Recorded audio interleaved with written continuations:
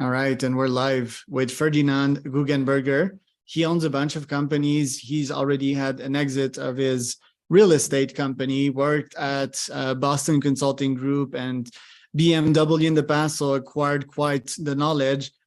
He defines himself mostly as a growth hacker nowadays, or I would define him that way because he's full of value of how to get traction in his business. He's not messing around. He's very systematic. He's going to show us some of these systems today. Ferdy, welcome to the pod. Tell us a bit more about yourself and the business that you're owning nowadays. Thank you, Charles. Good evening. You said it. I started at Boston Consulting a couple of years ago. Then after I saw lots of businesses and consulted them, I decided I want to try it on my own and founded a company in real estate called Meine Rendite with three very good friends. The company does still exist. 2017 we started, and 4 years later I sold. Left the company. Was a very good time, many learnings. First time founding a company, at least one, a bigger one. And yeah, lots of things that we've learned on the way. And then for 1 year, I just was consulting on my own after I sold Meine Rendite. And since a couple of months, 8 months to be precisely, we founded a new company, which is an energy consultancy. It's called Energiespezialisten. We are based in Munich, and yeah, we've grown to 17 people by now in only a couple of months, and still growing and still learning and still deploying lots of strategies. And well, I think that's also like the interesting thing that I can probably share with the audience is for each company that you build up from the ground, there are certain things that do work well. Then there are things that don't work at all. That's most of them. And there's that one thing that really takes you to a different level. That's at least my experience. I believe it's very important just to test out different things, like in a very small way, just trial and error, and see and check the first results, how it goes. And if you find gold, a little bit of gold, then go in fully into that channel or into that strategy or whatever it is. And that's like a very strategic and organized way to find those channels and those ways that work for your business and for your case. So how do you get to these super product market fit? I call them that way. And what has been examples of these product market fit systems that you deployed, and where have you got your fit in your case? Yeah. So, I mean, there's just like a bunch of things that you can try. Of course, there's online stuff, there's offline stuff. And in the beginning, you just try all of it. So you have social media, online, you have SEO for sure. You have display ads, you have campaigns, you have specific ways to access your target audience.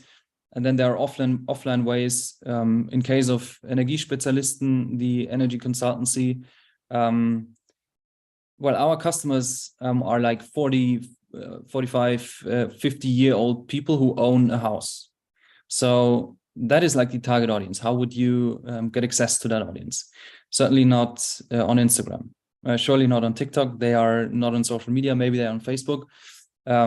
But you just need to find a way to get into their head, to get something in their hands. And in our case, it was very interesting. We also tried like thousands of things. And what did work was flyers.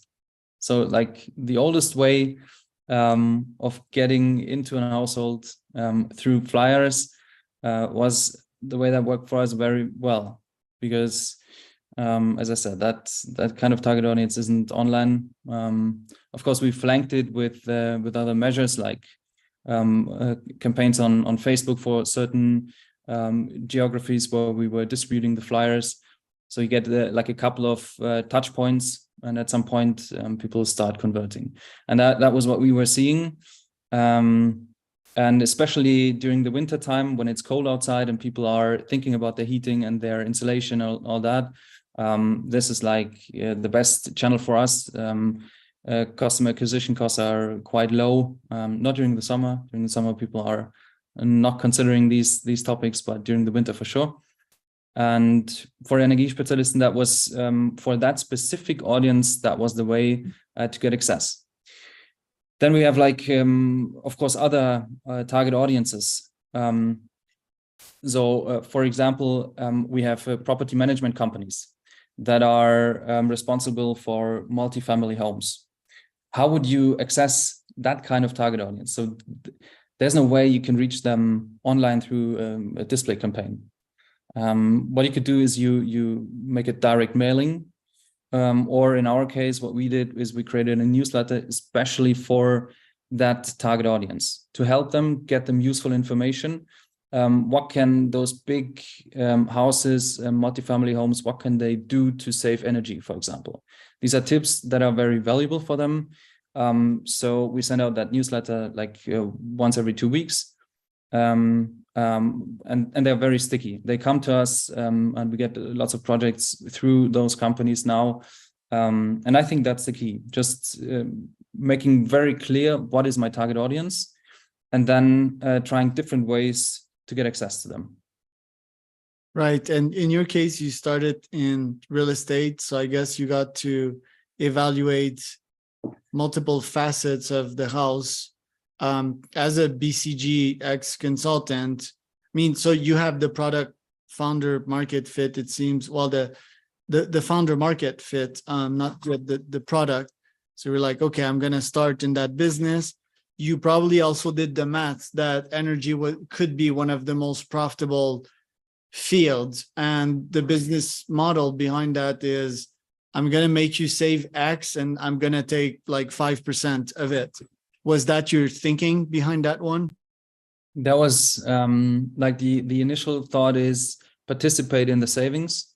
But in our case, we decided to go for a fixed price, simply because people are like, they need to invest into their house, into the insulation, new heating system, which is very expensive.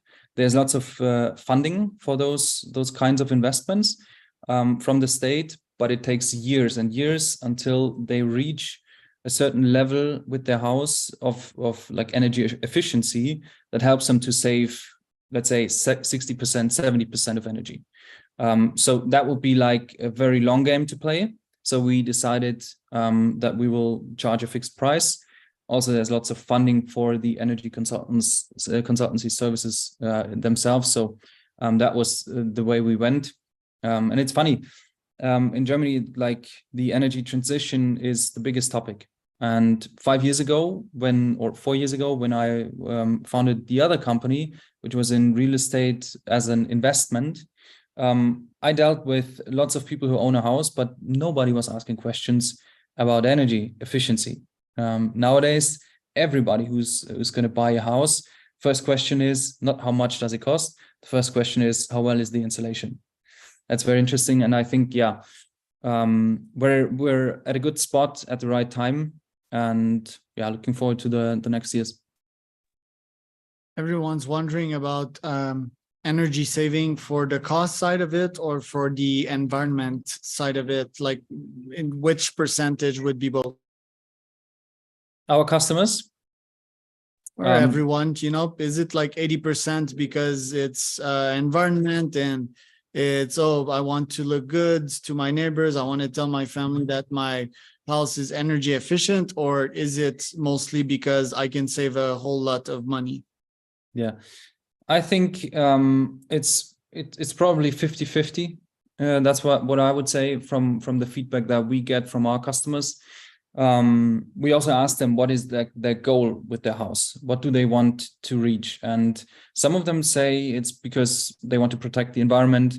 That's the most interesting case why they do it. but many people are just looking to leverage the funding. In Germany, the funding is huge. You get up to right now 55% of the investment from the state if you buy, for example, a heat pump. So it's very attractive. And I guess if there was no funding, people wouldn't do it, at least not in to the extent that they do now.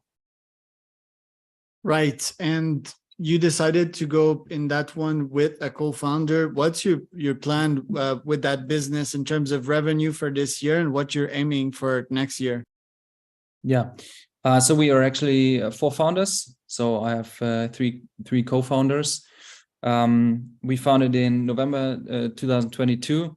And by now we've reached €1 million in revenue. So let's see where it goes. Next year is going to be the goal to go for 100% growth. Interesting. And what growth hacks do you have ranked up? What experiments do you have in your pipeline? You were quite successful with the Flyer one in a world where you're limited by budget. You cannot test like all growth hacks at the same time. What is next in your pipeline? Yeah, we have now we have a chance to test a display network, but not like an online display network, but a physical display network, which is local in the city of Munich and around the city of Munich. So it's in pharmacies, at subway stations, places where people go for their everyday needs. And we're going to again flank those spots that we are just now creating with flyer distributions and online campaigns, and trying to maximize the touch points to the audience, and see where it goes. Interesting. Tell me about the landscape in Germany to grow a startup. Is it a startup friendly place? And then do you have expansion plans to go in the rest of the Europe? Yeah. So I would say in Germany, there are 2 places that are quite startup friendly. First of all, it's Berlin. It has always been. And a second startup hub, which is growing more and more, is Munich. So the city where we are based, there is like 3 big universities, which are ranking relatively high in certain university ranking lists. There's TU München Technical University and LMU, and they also have incubators. And there is like a growing ecosystem for startups in Munich, as well as more and more investors coming here. Munich itself, the city is booming, which also helps. So I would say these 2 cities are quite friendly, also in terms of funding. Probably not in Munich as easy as in Berlin, but it's getting better and better. Yeah. And in terms of expansion, so we're starting. We started quite locally in Munich. We are now operating basically in Bavaria. So the next step is going to be to go for like the whole of Germany, and then other markets are going to be interesting. We're having partners in Poland, for example, Czech Republic. So these are probably countries where we're going to head next. Well, in terms of innovation, I mentioned like taking a percentage of the fees of the energy that you actually saved.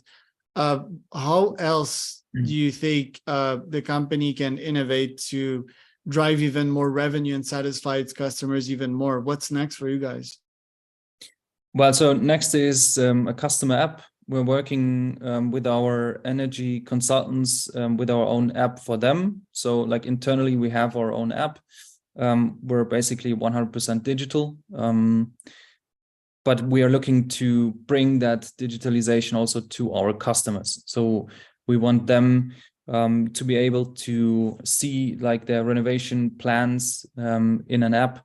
We want them to be able to apply for funding through our app, get them all sorts of useful materials in the app, and all that stuff. That's going to be the next step.